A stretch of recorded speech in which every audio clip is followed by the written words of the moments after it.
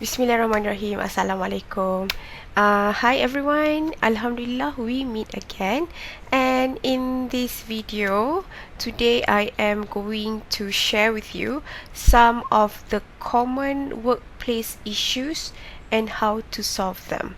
Okay, so this is not all of the issues that have happened in our country, even in the world. There are a lot of issues that is happening in the workplace.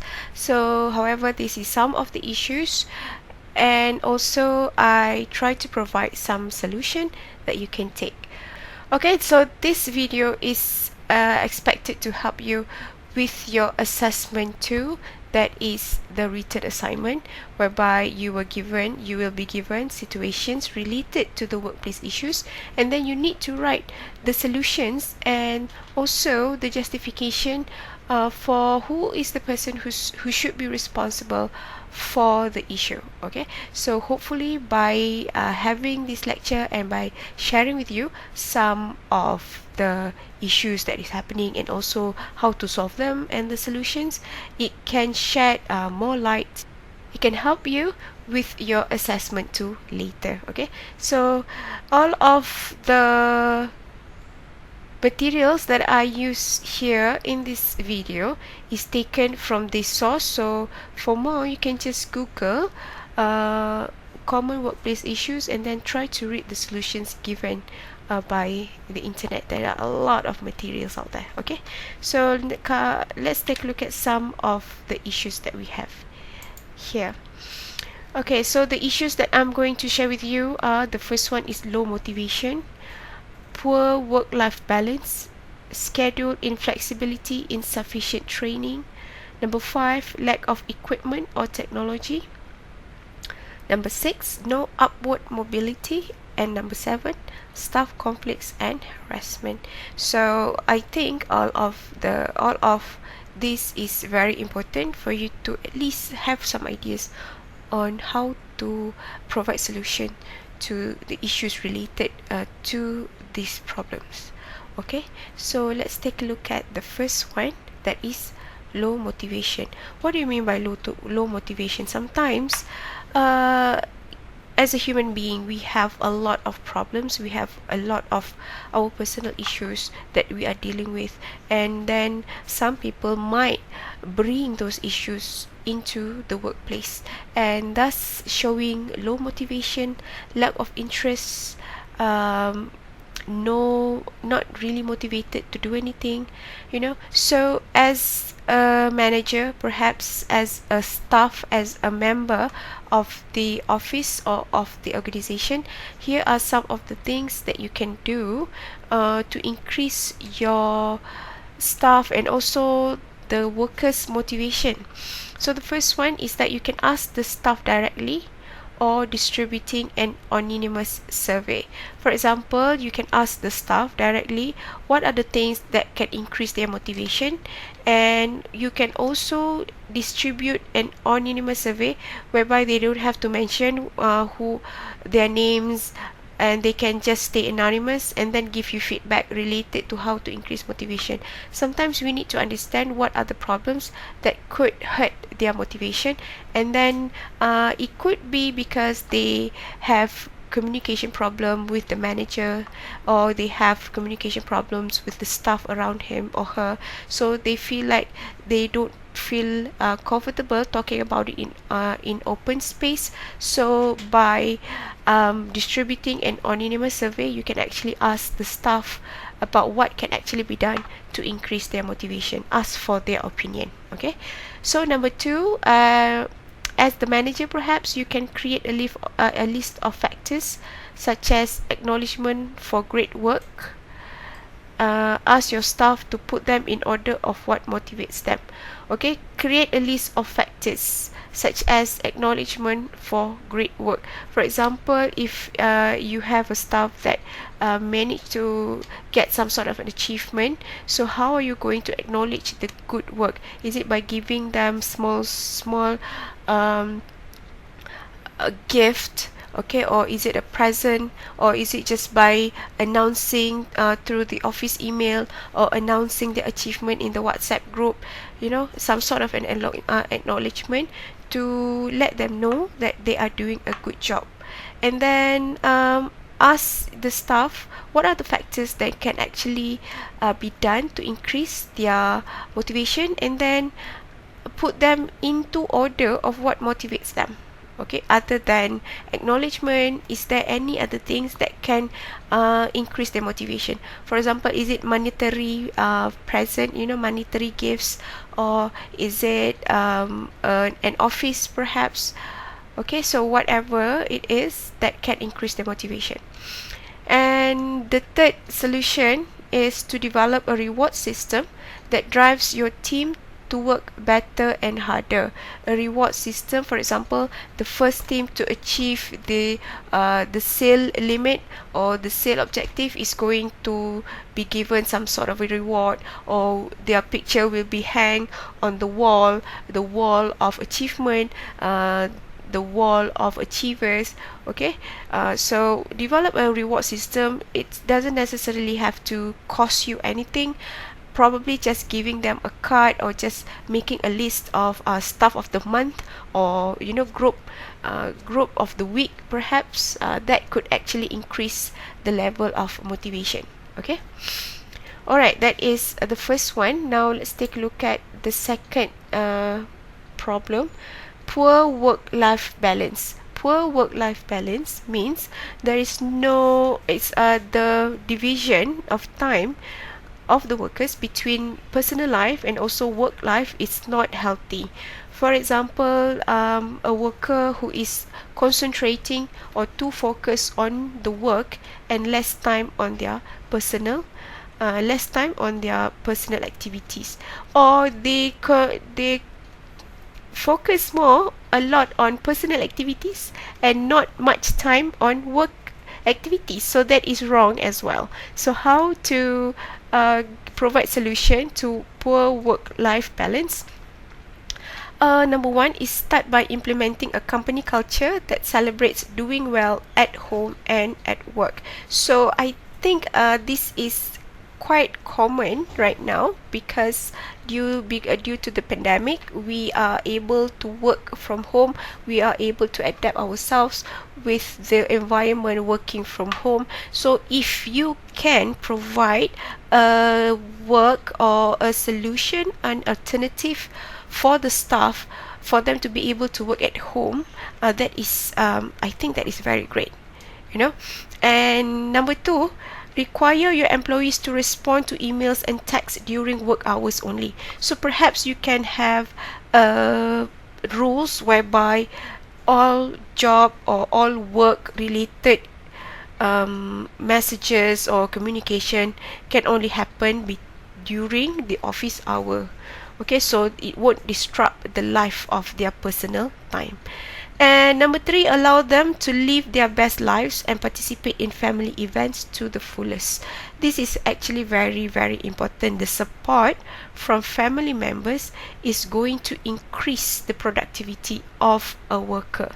Okay, so if it's not healthy, if they are only too focused on their work and not so much on their personal life, they might burn out, stressed out, and it could lead to more serious problems such as health problems and mental related issues and whatnot. Okay, so this is what are the things that you can do for poor work-life balance. Moving on to the next issue, schedule inflexibility. So schedule inflexibility means that there's no flexible hours for the staff to work on. So some worker prefer to work in shift, some prefer to work on office hour. It depends on their personal needs, and also to cater to their personal activity. So you can also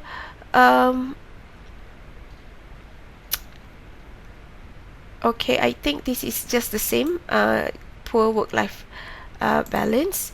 Okay, so let's take a look at number 4. What if you have insufficient training? Okay, so if insufficient training happens when you give new job description, new tasks to your staff, or you are the one who gets a new task or a new project, for example. However, you are not trained to do it. Working on a project, working on an program, for example. So you are not trained to do that. For example, your boss asks you to develop a website for the company, and you are not trained in website development, so that is going to be a problem, isn't it? So insufficient training is not good. It's not good for the productivity of the organization.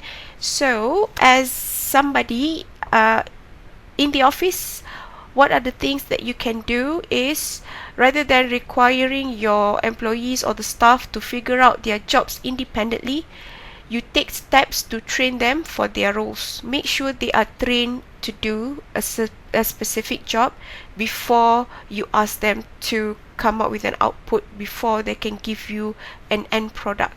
They need to be trained in it. Even a secretary need to be trained to be a secretary, isn't it? So everybody needs to be trained to do something.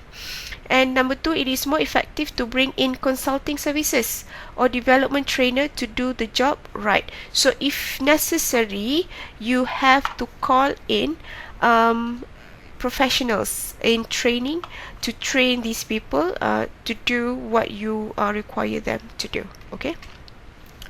And number 3, these professionals can assess the skills your employees lack and devise development programs and training sessions to get them on track for success. Okay, so don't just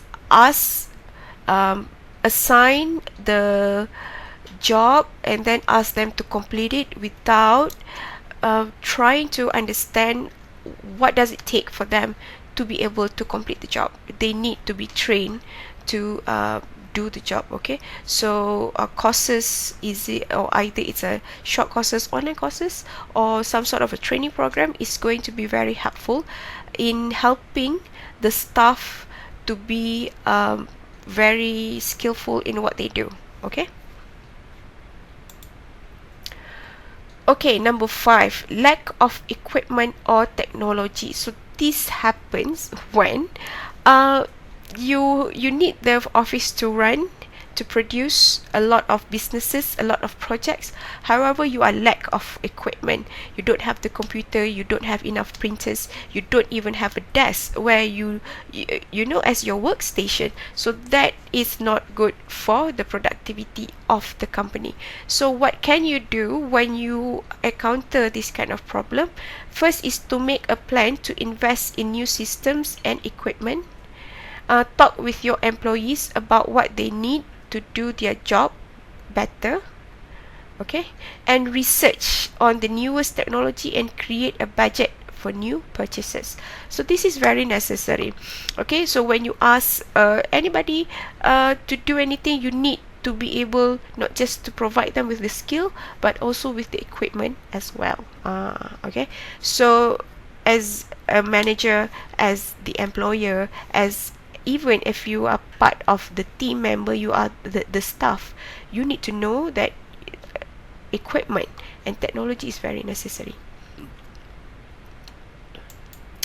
Okay, number 6, no upward mobility or no room to grow, which means that you have been working in the company for the first 1 or 2 years, and then you need to know whether you have the potential to go up the ladder in your organization. You don't want to be sitting at the same job, doing the same thing at the same position until you retire. You need to know that you are able to grow in the company, whether getting a raise or getting a promotion. You need to know that what are the potential and how to get there actually. So a staff needs to know what are the possibilities for his or her career development in the company. So when there is no upward mobility, going up, or there is no room to grow, doing the same thing over and over again, saying that, oh, you cannot be promoted, you cannot get a raise, so nobody likes to be in that position, isn't it? So how to provide solution to that is by creating a strategy for granting raises. Decide whether time on the job, or is it time on the job, is it the performance or other major accomplishments should warrant a promotion. Okay, so if the company offers promotion, how to get the promotion? Is it by requiring to complete a certain task? Is it by spending some time, how many years in the office, or what to accomplish? So, and then determine whether you give a raise. Is it going to be raise in terms of salary, more salary, or is it going to be a new title? New title means that from the junior supervisor, from just a normal staff to the supervisor, and then from supervisor becomes the senior supervisor, that is title, or the combination of both. Okay, so from just a common clerk, for example, to chief clerk. So when you have higher title, higher position, does it come with higher raise as well? So discuss that, or you need to think about that. And at the same time, once you have decided the strategy for promotion, for career development, you need to share that with the rest of the staff, so that they understand how to get the promotions that they want, so that they can target, so they will know whether the company or the organization is suitable for them or not, and that they know whether they want to stay or they want to look for other opportunity, isn't it? Okay, so we don't want a staff, or we don't want a worker who is forced to be in the company and they are not really happy with where they are. Okay, that is not good for productivity. Alright, okay, last but not least, number 7. So I think this is the most common problem that is happening. Staff conflicts and harassment. So as human beings, we are dealing with people every single day. We are dealing with human, and as you know, human beings are very, very unique. They have their own issues and problems that they have to deal with. Nothing is constant when you're dealing with human. It is so unpredictable. So when any problem that is related to human beings, for example, bullying, gossiping, probably scandal, inappropriate behavior, or even sexual harassment, inappropriate jokes. So those are the things that can be considered as staff conflicts and harassment. So how to deal with this situation? So some of the suggestion is that, first, to cope with the situation, start by acknowledging it. You have to, as a manager, perhaps, if you are the manager, if you have a worker or if you have a staff who came to you explaining to you, or confronting you about they have some sort of a conflict with other staff members, or they have been they are being harassed. First, what you need to do is to acknowledge that it happened, that okay, I know. Do not deny that it had happened. Okay, do not deny that. You have to accept that it happened. And the first, once you accept it, I think that is actually a big relief for the staff herself or himself, isn't it? Okay, so first is by acknowledging it. Don't deny that, oh, okay, or no lah, they are just joking, no lah, you are taking it too seriously, or no, you are overthinking, this is not how the company runs, people are very nice.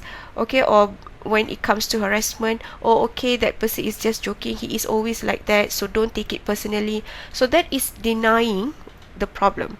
What you have to do is to acknowledge it, accept the fact that that had happened. Okay, if the staff is being harassed, okay, all right, so you are being harassed, so what happened? Okay, so next, what do you need to do is that you need to advise, or even if you are the one who is dealing with this situation, document everything that happens so that your staff will be able to communicate the problem to higher ups if necessary. Document it by probably jotting down, making a journal of what happened, making an entry every time you encounter that problem. You have to jot it down. If you can provide a hard proof, for example, a video recording of it, probably the conversation, if you can tape or record the conversation, or if you get a text message, that can be a document of proof as well. So then after you have gotten all this, then it's easier for you to take the next step. Okay, all right. And number 3, some of the solution is to seek help by referring the issue to a career counselor if the organization has a counselor, or a therapist, a job therapist, or the authority. So why do it is recommended to see the counselor? Because when you're dealing with conflicts and harassment, this can cause a lot of stress. It could lead to more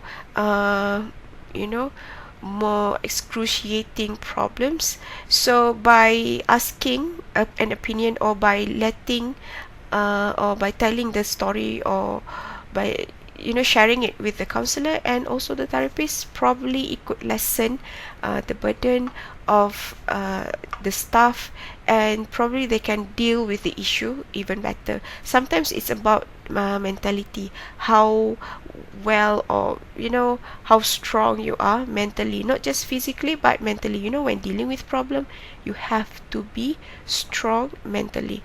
And if it's unnecessary, you can report it to the authority. For example, the police. You can make a police report, if the issue of harassment is happening and it keep on happening after you warn them, and then you have documented everything. Now that you have everything, you can report it to the authority. Okay, all right. So I think this is all so far. So finally, to summarize, whether your staff is dealing with low motivation, internal conflicts, or lack of outward mobility, the promotion stuff, you can help them face their challenges. Keep these tips handy to address workplace concerns quickly and avoid letting them grow into serious long-term issues. So if you don't deal with this, all of the issues that we are talking about, it's not going to be good. It will lead to a more serious problem later on. So once you know these are the problems, you need to deal with it right away, as soon as possible. So why is it that some of us choose not to deal with the problem? It is because we don't know how to. We don't have the knowledge, we are not trained, and we don't have the skill on how to communicate in dealing with this problem. Okay, so hopefully this assignment and this subject is going to prepare you for later on when you are working in the workforce. And then if this issue ever happens to you, then you have the skill and also the knowledge for you to learn, and also for you to deal with the situation. Okay, alright, I think that is all. Thank you very much, and I hope that this a little bit of sharing today in this video is going to help you with your written assignment or assessment too. And remember, it is 30%, so make sure that you are able to do it well. And you feel free, you are welcome to go to the internet and Google any workplace issue and find the solutions. I have also encouraged some of my students to go and ask the elderly in their family. For example, if they have brothers and sisters, or even their parents who are working, you can always ask for their opinions and also their experience with the issues that they dealt with at the workplace, and what are the solutions. Okay, and remember,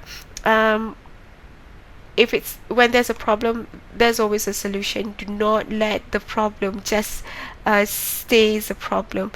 Okay, then if you let it stay as a problem, you become part of the problem. Okay, so problem happens all the time. We need to find the solution, and as a human being, we are very adaptable. We can provide the solution. Okay, thank you very much, and I think that's all. Inshallah, I'll be seeing you in another video. Thank you for watching, and thank you for listening. Okay, Assalamualaikum.